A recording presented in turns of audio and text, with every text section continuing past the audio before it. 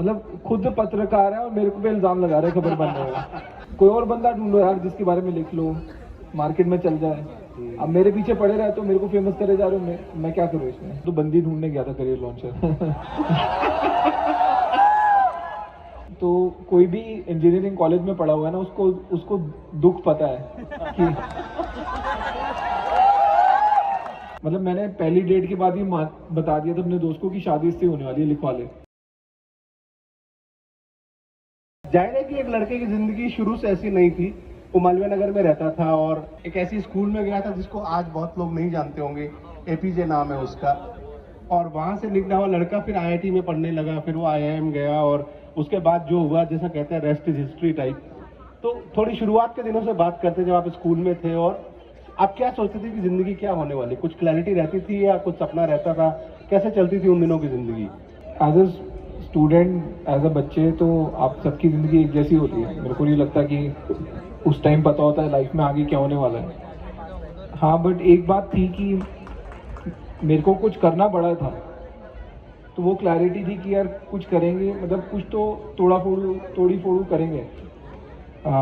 Normal एक जो middle class background से आया है उसमें नहीं रहना है, इसके ऊपर उठना है।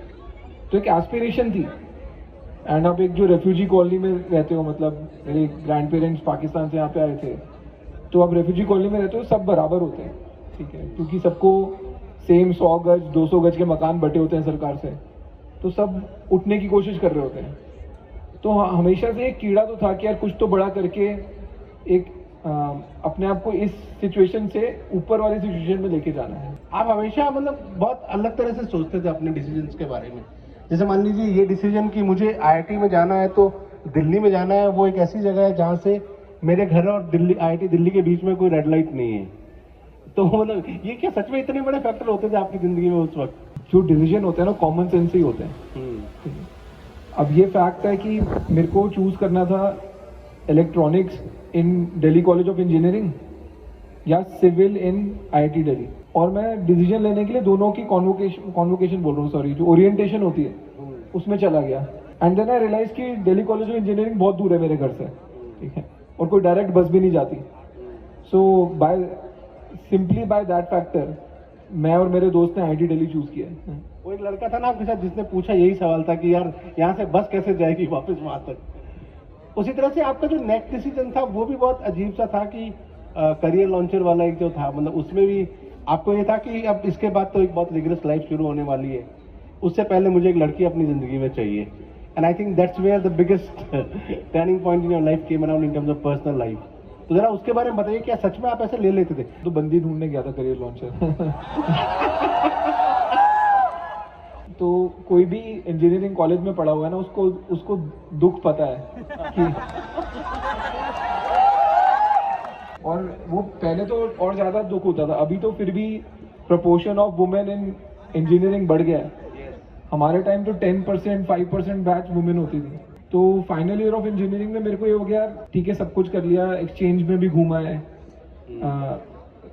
ग्रेड्स वगैरह भी अच्छे हैं, लग रहा था कैट में भी हो ही जाएगा, बट बंदी नहीं थी, मतलब कोई गर्लफ्रेंड ही नहीं थी तब तक। तो मैं तो उस चक्कर में कैलाश कॉलोनी एक मार्केट है, वहाँ के करियर लॉन्चर में गया जाता था, और उसका रीजन यही था, वहाँ पे गर्ल्स कॉलेजेस पास थे, तो वहाँ से लड़कियां बहुत आती थी उस कॉलेज में पढ़ने। And that's where I met my wife माधुरी।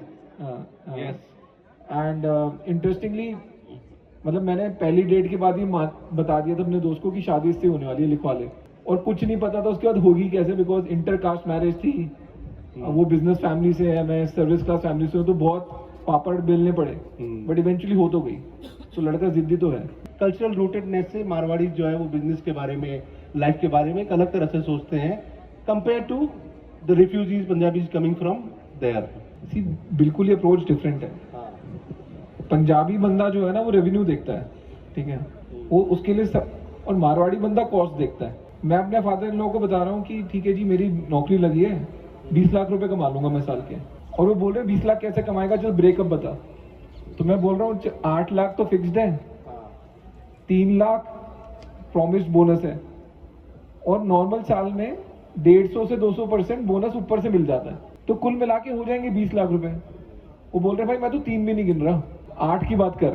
ठीक है, तो वो डिफरेंस है। बनियों में, मारवाड़ियों में और पंजाबियों में। But I think that is one of the reason Bania Marwari business में सक्सेसफुल भी बहुत अच्छे हैं।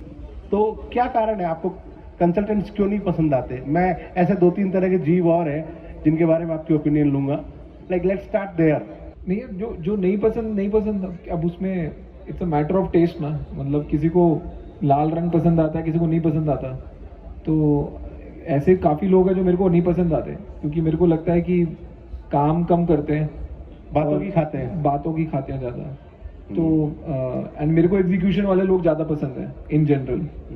तो बैंकर, वकील, रिपोर्टर, इन लोगों से दूर ही रहता हूँ मैं। और उसके अलावा लाइक अभी आपने रिसेंटली जब एसवीबी वाला क्राइसिस हो रहा था, तब आपने ये भी कहा था कि अब थोड़ा इन्वेस्टर्स का भी नंबर आएगा।